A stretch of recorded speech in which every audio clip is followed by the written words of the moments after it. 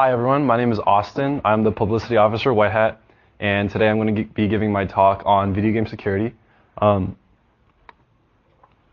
forgot that. But so I gave my lightning talk on anti-cheat and anti-hacking programs. I'm going to go a little bit into that, but this is kind of like a more like general scope because you don't want this guy, coming and like ruining all your games, right? Like if you Google image search like a video game like security, this comes up, which is I think is amazing. But so kind of general overview, I'm gonna be talking about like different types of cheating, like what is actually cheating. I know like not everyone has experience with like online games and stuff, so this is just kind of like intro to that. I'm also going to be talking about like the business impact of cheating, because people like like cheating's bad and like hacking's bad, but like you don't really see how it affects the companies directly and indirectly. Also be going into a little bit about anti-cheat and anti-hacking programs with again, because they're a really important part of like video game security, and also anti-cracking.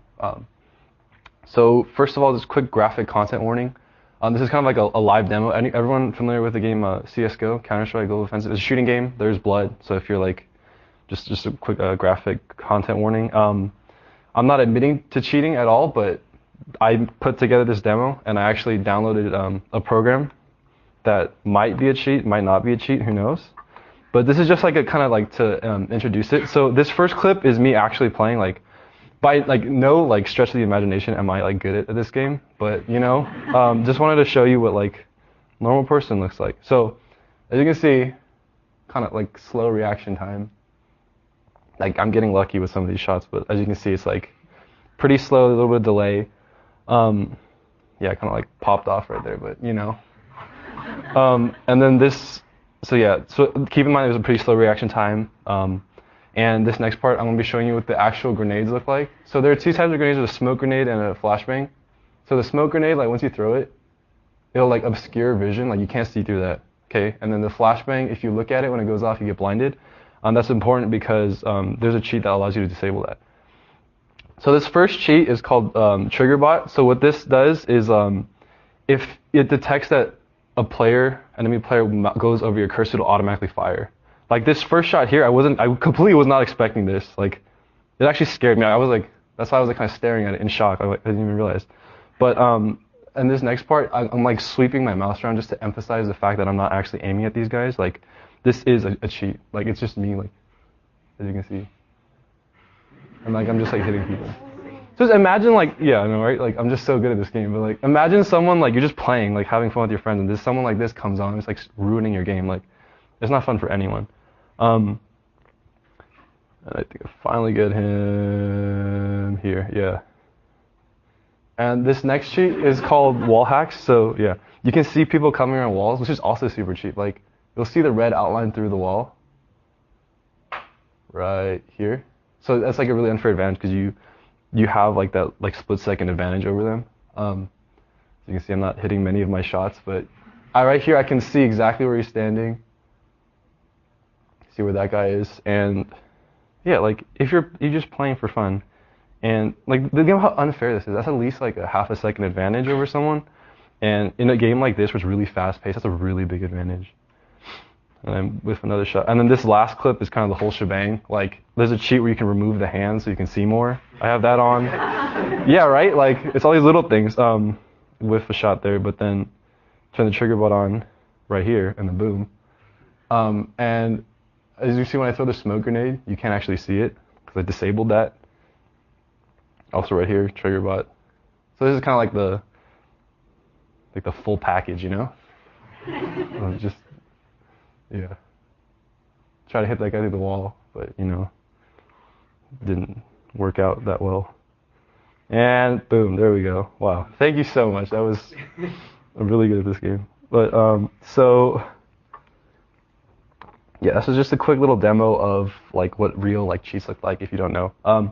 So let's talk about like different types of cheating. FPS hell yeah. FPS stands for first person shooter, and it's a game like Counter-Strike Global Offensive, Overwatch, like Black Ops, Call of Duty, things like that, where like the primary objective of the game is like, or the primary like skill that you have to have is how well you can aim. So as you can see, I wasn't the best at aiming, but with like the assistance that I got from these different programs, like it really like gives me an unfair advantage over everyone. Like that's like kind of the main reason that people cheat is to get that unfair advantage, especially in multiplayer games. And MMOs are like massively multiplayer like online games, like MapleStory, World of Warcraft, things like that. Like common cheats that they have is like currency, like in-game currency, and like in-game items or resources that people like get like unfairly. And this can actually like bring down entire economies within games. Like you'd be surprised at how like realistic these economies are. Like if someone comes in with like billions and billions of like in-game dollars, it could like drive up inflation, like crash the entire market. Like these things can actually happen. And in MOBAs, which is multiplayer online battle arenas, like League of Legends here, as you can see, like there's little like lines around like different abilities that you don't see those in game. Like this is like an unfair advantage that they get too, is they can see like in advance. Yeah, like I said, it's like the reason people cheat is to get an unfair advantage. And I know one person that could really use that is Veronica. I mean, like, sorry, Veronica, but you know, I think the ball is supposed to be going like that way, you know. But yeah. So different type of like kind of cheating is cracking.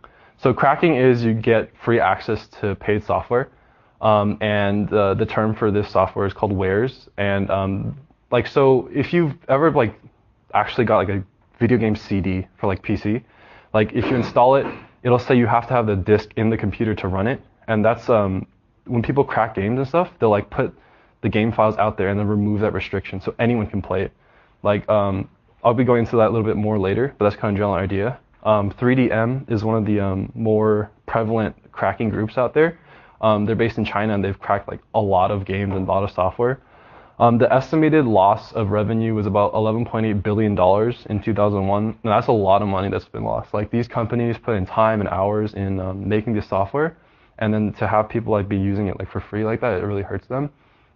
And like I said, some of the most like cracked things out there are like Adobe and Microsoft programs, because who actually uses OpenOffice, right? Like it's kind of garbage. But so another type of cheating is save editors. It's not like perhaps as malicious, but it's still a form of cheating. Like who's played Minecraft before, right? Like this thing called, it's a mod called Too Many Items, and it allows you to spawn items in. For Terraria, there's this thing called TerraSaver, and I'm gonna load up my sample. So like you can see, like this is my character. His name's Austin. And like these are my equips and stuff, and I can like edit like the number of this I have and things like that. Like you can just go and like edit the actual file. The first kind of like case of this was in a game called Dune 2. Like someone took a hex editor, which is like it allows you to see memory and stuff, and he went into the actual save file and went in through like every single location and like figured out, oh, this gives me more money. Like this edits like the number of troops I have. Like so someone actually sat there, went through all of that, and that was kind of like the first documented case of that. But yeah, so are there any questions so far? Good, okay. So let's talk about like the actual business impact. So in like the bottom line, like the direct impact is these companies aren't getting paid for like the work they put in. They make like they put like tons and tons of hours and time that they pay employees, like licensing, copyright, everything, and then they don't get any revenue back from that. So like I said, I think Photoshop is like the number one crack software, like by far, like the Creative Suite, like 2011 or something. And part of that is thanks to like things like Pirate Bay, which is like a really controversial site that like hosts a lot of like cracked software and like pirated software. And you've probably seen him in the news, like, oh, they're like the guy got like the CEO got arrested and stuff like that. It's because like they're a really big contributor to like a loss of a lot of money for these software companies. Another type of like direct financial impact are like microtransactions. So there's this game called NBA Mobile Live. And you buy like packs of players so you can use them on your team, and like people will buy in-game currency with like real money. They pay to the company and to buy these packs, and if people are getting like these packs for free and stuff, that's even more revenue the company's losing out on.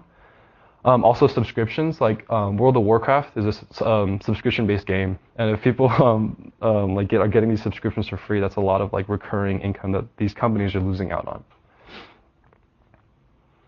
Yeah, and this is kind of like, yeah, a little like less direct impact. You can lose customers. Like for example, like Battlefield in particular, like the community is really mad at like the developers because the community feels that they don't do enough to stop cheating. I'm gonna go into that a little bit more later, but it's like a really like in the end it comes down between like a balance of privacy and like catching these cheaters. But I'll go into that a little bit more later.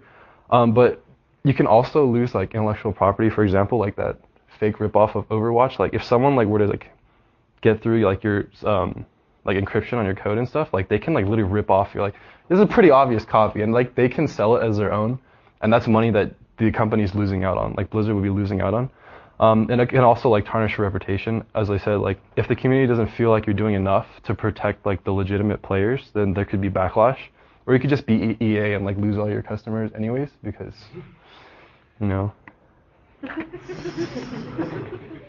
I couldn't rant about EA for a long time, but that's a different talk. I think most people could. Yeah, honestly. So let's talk about like the actual like anti-cheat programs. If you want like a really condensed version, go check out my lightning talk. But so in like generally how these things work, especially for like there's two types. There's client side and server side. Client side means it runs on the client, which is like your computer. It runs like an antivirus basically, in that it'll scan memory. And this obviously brings up privacy concerns because like these people are like going through your memory, like you don't know what they're doing with it. Like sure they're like keeping the legitimate like players safe and things, but there is definitely a balance between how much information they're allowed to have versus how much they need to see. And I always thought this was funny, but like in order to like, so what they'll do is like they'll scan memory for like certain like bytes that they know are like cheating programs. And it's funny because they'll actually buy these cheats and like reverse engineer them. So they're actually paying the people who are cheating to like get the code to like reverse engineer. And I was like, oh, that's pretty funny. But yeah, so the first example is Punkbuster. It was founded by Tony Ray way back when Team Fortress Classic was still a thing.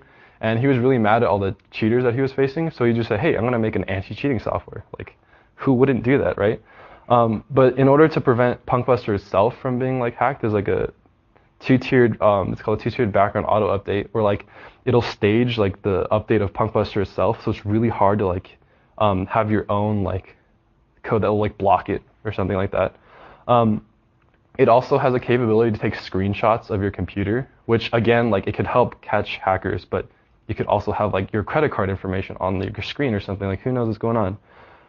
And admins of your game could have, there's a little remote UI you can have to like control the, like moderate the game from there. And Punkbuster, there's this hacking group called Netcoders, and what they did is they managed to get their hands on one of the strings of bytes, or sequences of bytes, that they knew that Punkbuster was blacklisting. And what they did is they targeted this gaming community, and over their IRC channel, they sent these bytes to a bunch of people. And so when Punkbuster would scan their computers, they would see it. Like even if it wasn't a cheat program, it was just, yeah. What's the IRC channel? Oh, it's the internet relay chat. So it's like basically like an IM system, basically. But like, so even though these people didn't have a cheating program, they had like this like random string of bytes on their computer. Like 300 people got banned, and they're like, what's going on? And because there was like kind of like a little like back and forth between Punkbuster and Netcoders, like there's a little beef going on, and so that was their kind of like attack on them. And so the main games that use Punkbuster are Battlefield Hardline, Assassin's Creed Black Flag, and Far Cry 3. So next up, we have NProtect GameGuard. This one is one of the more like forceful ones out there, I want to say. It basically how a lot of cheats work is that they'll scan the game's process and like get information from that. Like for example, if I wanted to make an aimbot or like track someone's aim, it'll get the enemy's position and my position, like calculate the difference between them and stuff. So it'll hide the game's processes, so no programs can look at them, and it'll automatically like just kill certain blacklisted programs that they know are like cheating programs. It also blocks some DirectX function calls, because I guess that's how some people like make cheats. I don't know how to make like game cheats, but that's the one thing that people do. And it's also like classified as like a rootkit, so it goes like, it has like full access, yeah. Some games that use it are LA Noire, L Sword Online, and Blade and Soul. Yes? Is this all on Windows? The programs themselves? Yeah, like oh, GameGuard work on Windows. I don't know. I mean, I've played them on Windows. I don't know if they're on Mac, but I'd assume that it has to be only on Windows because DirectX is Windows. I mean, I can look into that, but yeah. Next, we have Warden. Now, this is the really kind of sketch one. So this will collect data from open programs on your computer, and like, oh, that's not sketch at all. They'll just send it to Blizzard. Like, who knows what they do with it? But yeah, so it's been classified as spyware by the Electronic Frontier Federation, which seems like really bad thing. But you know, Blizzard does its own thing. And there's been like legal actions against them since like the WoW alpha, like because of this, because of Warden, like consistently. That seems like a big problem, but you still see them in business. So yeah, there's definitely been a negative business impact on them just because of like the community backlash. Like obviously like, and yeah, the games that use them the most are StarCraft and World of Warcraft. And last but not least, Valve anti-cheat. So if I get banned, this is what it's going to be from. But so VAC, it's called VAC also, and it scans memory and hardware because you can have like embedded microcontrollers in a mouse or keyboard. Like there's companies out there that make things like especially for mice and keyboards that allow you to hack like just from that. Like that's how like pros cheat at like LAN events and stuff. Like they'll bring their like a mouse that has something in it that allows them to like aimbot and stuff. So this actually scans hardware, which again, privacy concerns, right? Like, do you want them looking at your hardware? They have a really like zero tolerance policy about cheating. Like, if you get VAC banned, it's like permanent and irreversible. Like, there's like you're done. And it also blocks you from family sharing. So Steam has this feature where like, say I have like 50 games, I'm not gonna play them all the time. I want to give them to my family members. Like, that's a pretty big feature. Like, to share my entire game library with someone, and they just completely block it if you get caught. And it's kind of a meme just because like you'll see pro players in the middle of a match just get banned out of nowhere, or like there'll be blatant like cases of people that are cheating and they don't get banned. So it's kind of like a hit and miss. Some of the games that use it are Team Fortress 2 and Half-Life Deathmatch, and this is kind of like what a Valve anti-cheat looks like. And boom.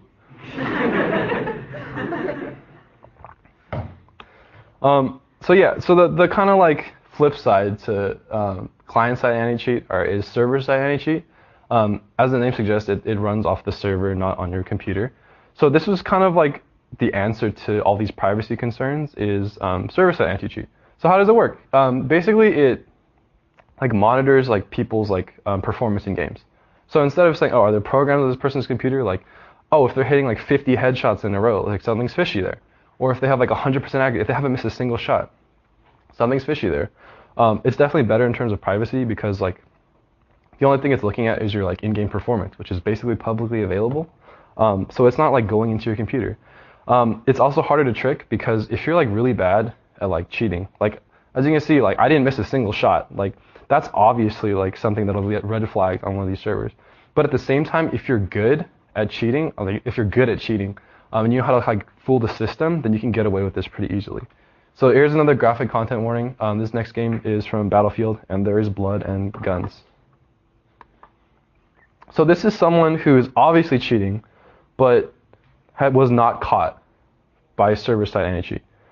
So as you can see here, this dude's got it's not in the video, but this dude's got a heavy machine gun and like heavy armor. And then watch, you'll see him like randomly firing at the ground and stuff. That's to drop his accuracy, so he doesn't get caught for like 100% accuracy. So if you ever see this dude like randomly shooting, that's why. And then boom, he'll like lock onto someone and headshot him. Like that's obviously cheating. I'll just let this play. Like you'll see him randomly shooting, and then like right there he's randomly shooting, and then he will lock onto someone and headshot him. But like you can say also like, hey Austin, like what if they're just really good at the game? What if they're like a professional player? Well, they also check for certain like events. Like if someone's getting a knife kill with a knife from like 200 yards away, that'll get red flagged. If someone's getting like heavy machine gun kills from that far, that's gonna be flagged. But I guess Battlefield didn't set that up properly. But yeah, you'll just see him like randomly spraying around. Yeah. Boom.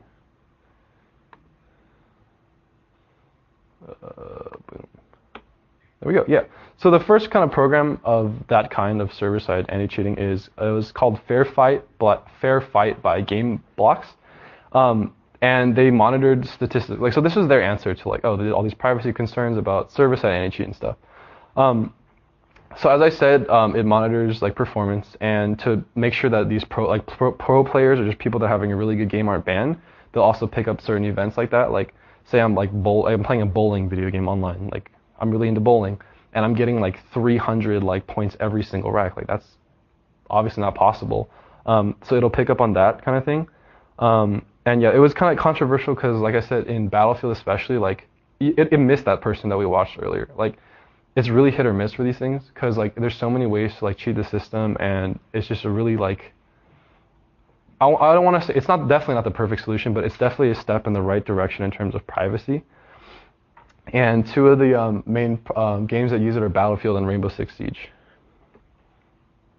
Also from Game Blocks is Game Changer, and it's like Fair Fight, but only the gameplay aspect. Like this is specifically towards catching certain suspicious events. For example, like the 200-yard knife kill. It also like, but the kind of flip side with this one is it's also focused on like the positive aspect. Like, oh, if players are playing really well and they're like legitimate players, like we want to reward them, things like that. And this also is a really good information collecting tool. Like for example, if you see a certain like gun is like overpowered, then you can like, it helps you create patches in future to like tone down that gun and things like that. And the games that use this are Titanfall and Plants vs Zombies Garden Warfare 2, which I guess is like an FPS game. It looks pretty cool. I kind of want to try it, but like, you know. All right, so next we're going to talk about anti-cracking. So as I said, cracking is like a way of like getting paid software for free. So the way that companies like stop like the everyday person from just like downloading their software from like a random website and like using it straight away is called digital rights management, or DRM, and it's basically, as it says, like creating a damaged good.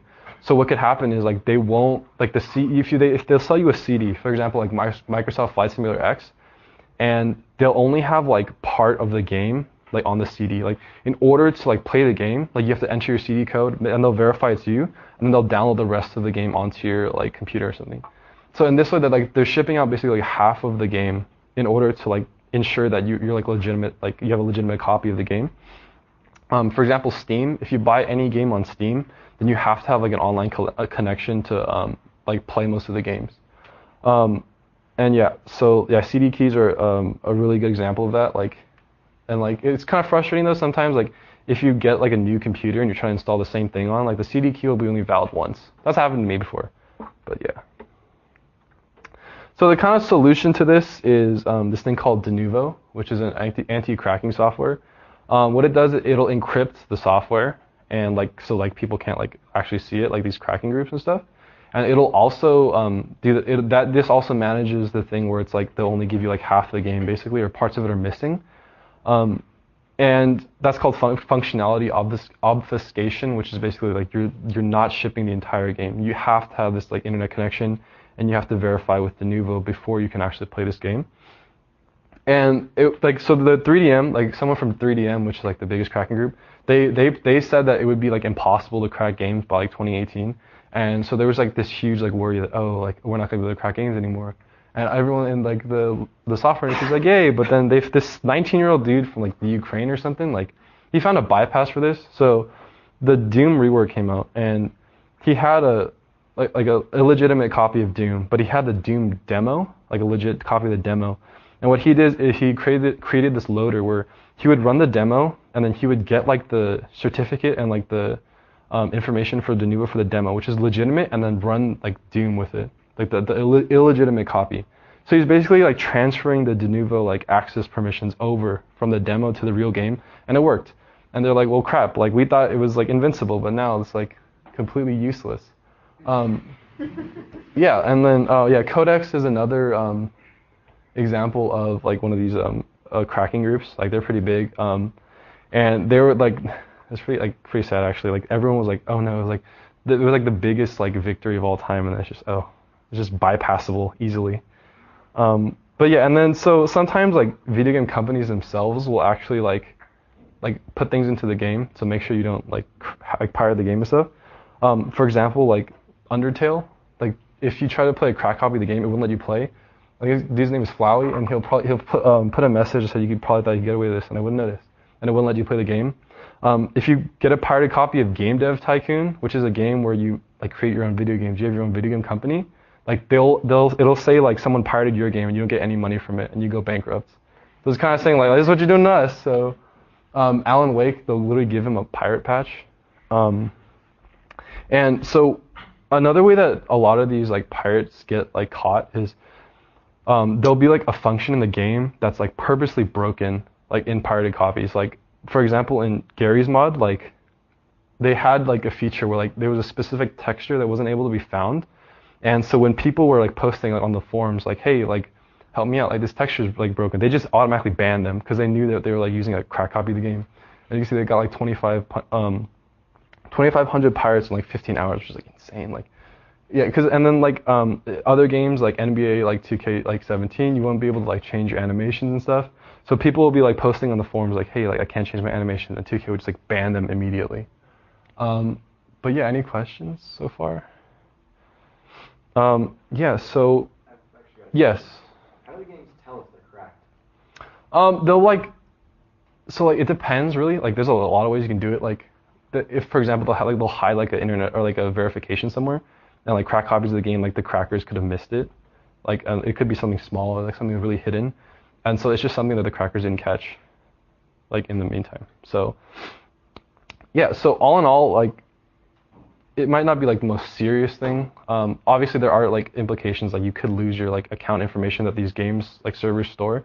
But at the end of the day, it's still like hacking in video games is like the same as hacking in real life. There are a lot of negative like impacts that they can have on companies as well as other people, and it's like these companies put in like so much time and effort into making their software, and like for people to like steal it, is you're stealing their software, and they lose out on a lot of revenue. Just remember, you don't want to be this dude. Yeah. Thank you.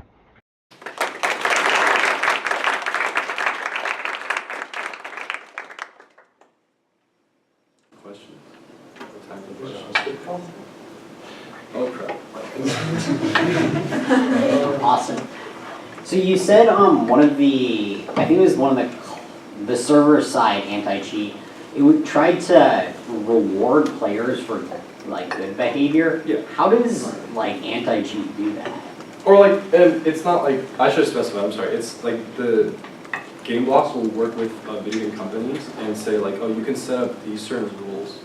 So like the companies themselves have to like set these certain rules. Okay. Like for you guys and stuff, and they can do what they want with that information.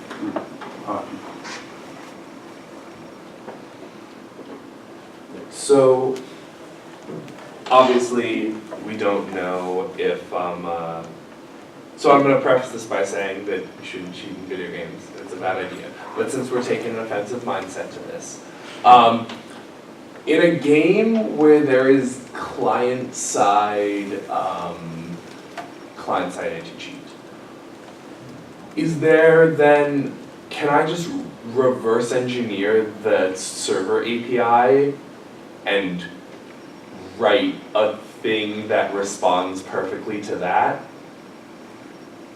I mean, that's definitely, yeah, you could, but then like, as soon as like the companies find out, they'll like blacklist your program and stuff, but I suppose it's possible to do So what do you mean blacklist my program? So like, they'll like, I should have specified this better, but like, they have like a database of like sequences of bytes that they know like correspond to certain like programs that they like have like deemed like cheating programs that they know for sure. And if they were to get a hold of your program or something, they could.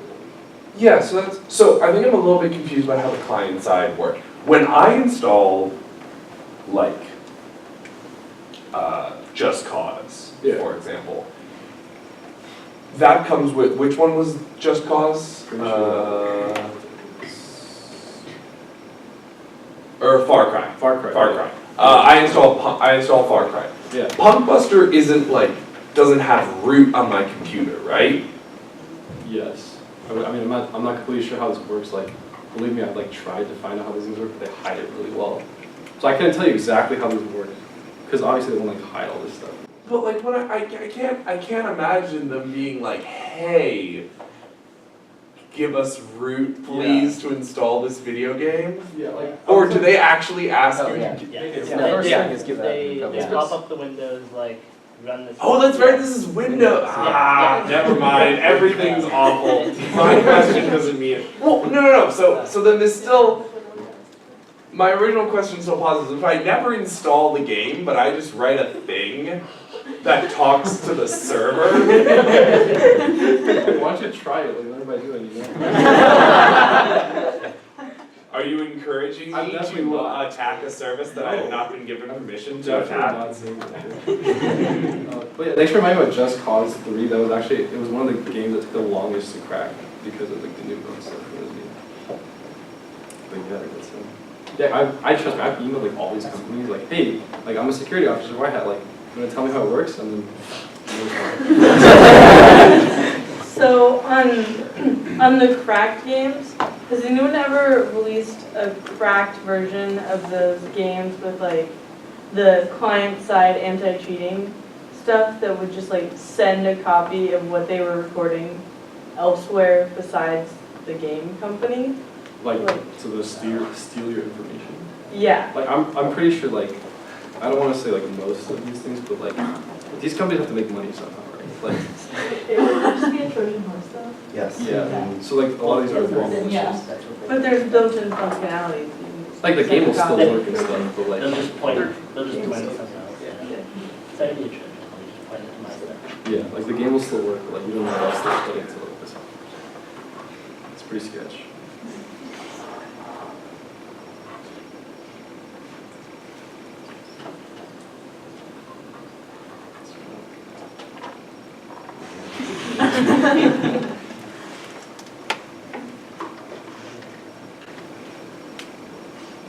Questions? I mean, any like points that I kind of went fast on, I can like go back and like elaborate. Not recording.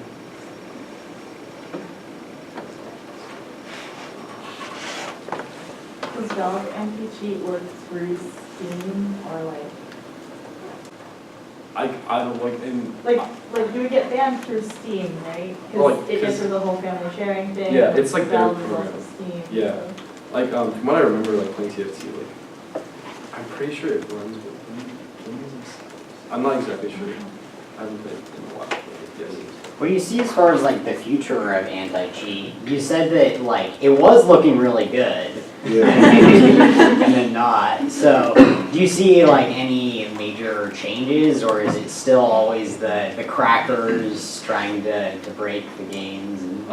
Like there's always gonna be crackers, I believe, until like yeah, there's always gonna be like people that try and get the software for free, especially for cracking. Like unless the world somehow becomes a better place, like magically, there's always gonna be you know? But along with that, like as I said, like server-side anti-cheat is definitely a step in the right direction in terms of like privacy and stuff. Like, but it doesn't do like a very good job. Like we don't know like the perfect example, obviously, but there's definitely a fine line between like going hard enough to catch people that are actually cheating and like not going hard too much towards like invading people's privacy. So I'm very optimistic because I'm like technology gets better. You know, I hope like these security things get better, but at the same time like hacking technology gets better at the same time. So I'm just like keeping my fingers crossed. Yes. There are also companies like EA. Yes, EA, because they'll steal your money. Yes. Do you know if there's any games that are like either so old or just don't like that where we could safely practice this kind of thing or have said that they're okay with that? I don't know off the top of my, I could look into that for you, but I believe there's a thing somewhere called like Pwn Adventure that is a video game that was built to show off like hacking video games. oh. If you're talking like, about Hone Your Own Adventure, that was a it was Ghost in the publicly- Shell. Yes, Yeah, but that it was Ghost in the Shell But it code. was released after, so you can play with it. Oh, I thought they shut down the servers so you can. Oh, did they? I thought there were servers. You I thought- could run in like Docker. No, as of last I heard, they shut down the servers like right after the CTF. I don't know if they. At any rate, I What's it heard called? that. Hone Your Own Adventure. It's from Ghost in the Shell code, either 2014 or 15. Yeah. I think 15. Cool. Check it out. Now I'm curious. I don't want to write Write your thesis, Nick. Yeah, we're not condoning this behavior at all. my thesis. I'm not going to go to this thesis at all. Oh shoot, that's on camera, isn't it? Yes. Want me to mute this part? Just edit that part out. I also like so like I went over this in my lightning talk, but I still thought it was pretty cool. Like cheats, like in like cheat codes, especially in games, like started with like as a playtesting tool. So like playtesters would have to like their job is try to break the game, and in order to make it easier for playtesters to do their job, like companies will like hide like cheat codes in their video games. Like for example, like the Konami code and stuff. it'll give you like 30 lives, and like when we, I forget what, the Contra, I believe, you get 30 lives. Yeah, and then so, like, in order to, like, if a playtester's trying to get to, like, the last level or something, they'll be given some lives.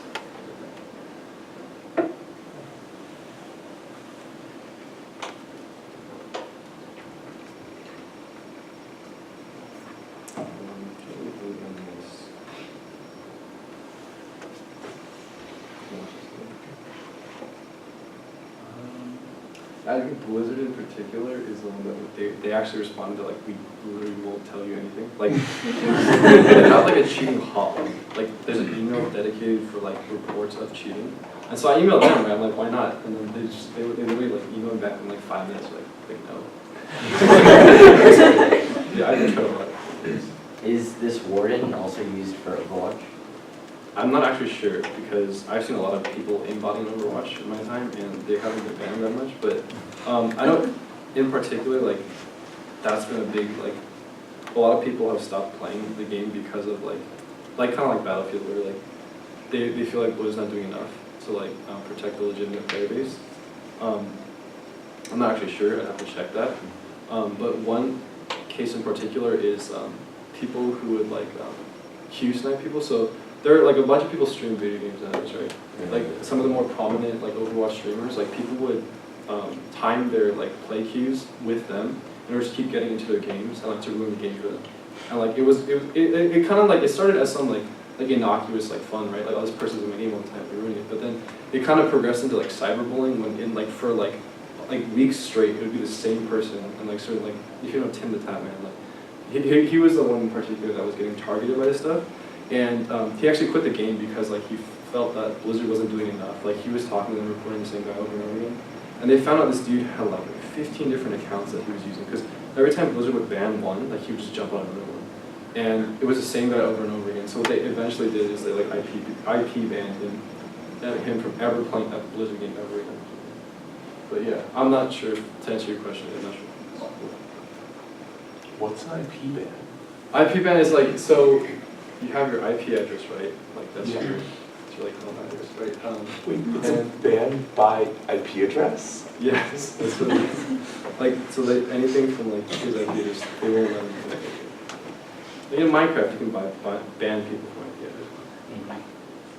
But don't people change IP addresses like all the I'm time? sure if it was like, I know it was like an IP address, IP ban. I don't know exactly what they did to him, but I know it was like very, very permanent. Like, I can look into it more. Like, Okay. Now I'm just concerned because, like, what if someone who also uses Charter, like, do I randomly get an IP? Well, I guess I don't play video games, but like, if I played video games and then got someone's banned IP address. Yes. Yeah. Your account can be banned because you logged in from a banned ID. yeah. Like, if you have siblings, yeah, along with that too, like, the way that they ban you is like, they create a UUID, like, based on like your combination of hardware, and it's like, I forgot the exact number, it's like something in the trillions, 100 trillions, and there is still a 1 in like something trillion chance that you get the same ID as someone who's been banned, so you could in theory be randomly banned for something you didn't do, like, because they'll generate a random number, and if you win the lottery and get that same number. Steve, do you have a question? No, I was going to ask, like, can't you change your IP? Yeah, I gotta double check what they did. So, this doesn't exactly have to do with game cheating, but when it comes to like enforcing copyright, that's been a real problem. Is that they will go to look up, they'll get a subpoena to look up an IP address, and if they get the timing wrong, they can accidentally end up with the wrong subscriber's name. Because ISPs do track that, but sometimes companies aren't super great about providing when the content was accessed. So it does happen that, yes, people do end up having issues because their IP address changed. Just really unlucky. Yes. This is like a side note. Not to condone anything illegal, but if you don't want your IPs to know what you're doing, you can use a VPN, which we'll be covering at the workshop on Saturday. I will? Oh, fantastic. Just as a side note, like who was like super mad at EA about hacking games? You guys know that. So in theory, if you use a VPN, then the guy that was hacking in Overwatch could just use a VPN and just hop on again, right? Yeah, I don't know exactly. Yeah, like I'm pretty sure like he probably tried to do that, but I don't know if Blizzard did. But they might have gone to his house. Go Apple on them.